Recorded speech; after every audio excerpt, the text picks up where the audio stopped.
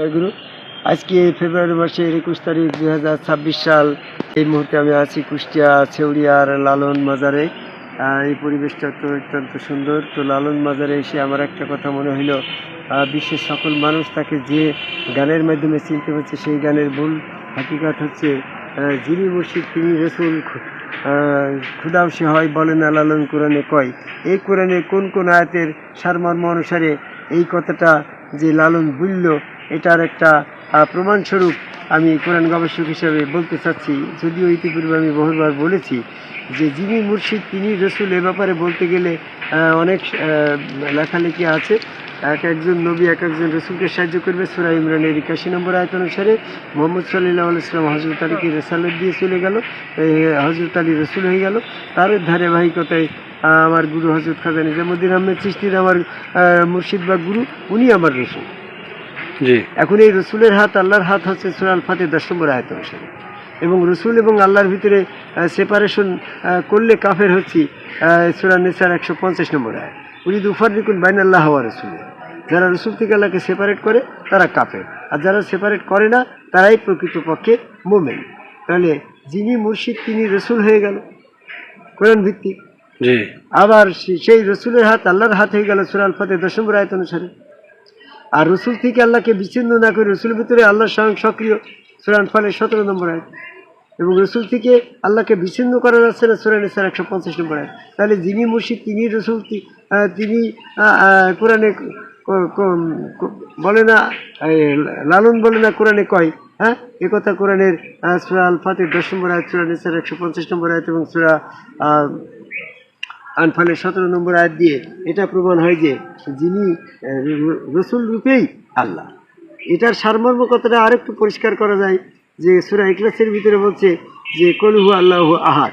আহাদ মানে একক, আর ওয়াহিদ মানে এক। তো আল্লাহ এক, কিন্তু ঠিকানায় যেতে গেলে একটা ঠিকানায়, মানুষ ঠিকানায় আহাদ রূপে যেতে হচ্ছে।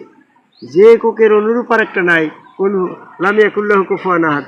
যে আল্লাহ পাকের এককের অনুরূপ আর একটা আল্লাহ নাই, এই জন্য যে এককের অনুরূপ আর একটা একক নাই, সেই এককটাই আল্লাহর একক। সেক্ষেত্রে পরিষ্কার আসে মানুষের মতন মানুষ পৃথিবীতে আর একটা নেই। এই জন্য মানব স্রোতটাই হচ্ছে আল্লাহ পাকের একক, আর এই মানব স্রোতেই রসুল, রসুল স্রোতেই আল্লাহ। এই রসুল স্রোতে যারা আল্লাহ বিশ্বাস করে নিল, আর রসুল আল্লাহর প্রতিনিধি।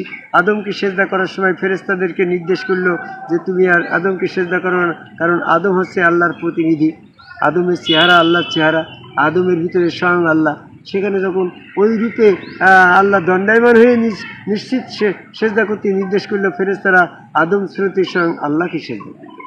এই জন্য মানুষ যিনি মুর্শিদ তিনি রসুল, রসুল রূপেই আল্লাহ, এই বিশ্বাসটাই কোরআনের বিশ্বাস। তাই লালন বলল এই কথা যে কোরআনের ভিতরে এইভাবে বলছে।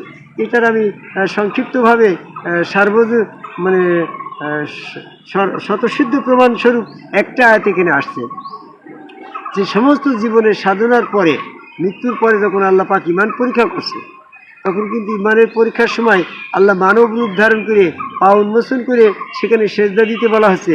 তারা সেজদা দিতে পারছে না যারা দুনিয়াতে সালিম অবস্থায় ওই সেজদা করে। সালিম মানে বিশুদ্ধ, পবিত্র। এই সালিম অবস্থায় সেজদা মানে যারা দুনিয়াতে আদম সেজদা করে নাই, তাদের সাথে শয়তান যুক্ত আছে। সূরা যুকরুফের 34 নম্বর আয়াত, উলাইকা হিজবুশ শয়তান, তারা শয়তানের দলভুক্ত। সূরা মুজাদালার 19 নম্বর আয়াত। এই শয়তানের দলভুক্ত মানুষগুলা যখন রসুলের কাছে যে রসুলের হাত আল্লাহর হাত, রসুলের পা আল্লাহর পা, ওর ভিতরে স্বয়ং আল্লাহ বিশ্বাস করে যখন সেজদা দিল, তখন সে শয়তান থেকে বিতাড়িত হয়ে গেল, শয়তান বিচ্ছিন্ন হয়ে গেল। তার কারণ ইবলিস তো কখনো ওই আদম সেজদার সামিল হবে না, সূরা হিজরের 33 নম্বর আয়াত।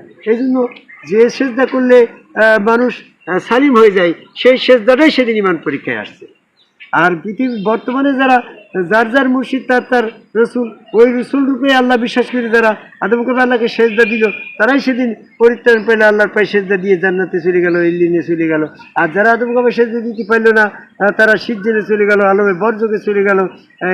এই জন্যই প্রমাণ হচ্ছে যে যারা রসুল রূপে, মুর্শিদ রূপে, রসুল রূপে আল্লাহ বিশ্বাস করে সেজদা দিয়েছে, তারাই পরিত্রাণ পাচ্ছে। এটাই প্রমাণ হচ্ছে যিনি মুর্শিদ তিনি রসুল।